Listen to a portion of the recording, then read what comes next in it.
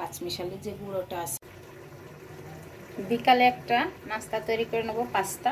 তো এখানে পাস্তাটাকে সিদ্ধ করে নিয়ে নিছি।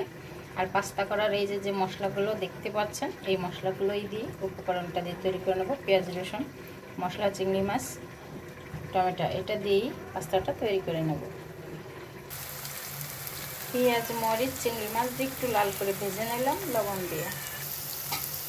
ভাজাটার একটা পাশে সরাইয়ে ডিমগুলা দিয়ে দিলাম।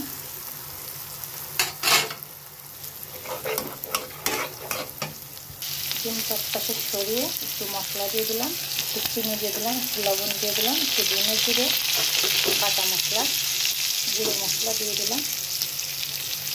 এটাকে একটু পাশে একটু ভেজে নেব ভালো করে। আর একটু দিয়ে দিলাম ম্যাগি মশলা দিয়ে এবারে সবকটা উপকরণ দিয়ে মশলার ভিতরে কষিয়ে নিচ্ছি। এর ভিতরে পাস্তাটা দিয়ে দেবো। এবার এর সাথে ভালো করে নাড়াচাড়া দিয়ে মিশিয়ে নেব। 5 মিনিটের পর রান্না করে নেব।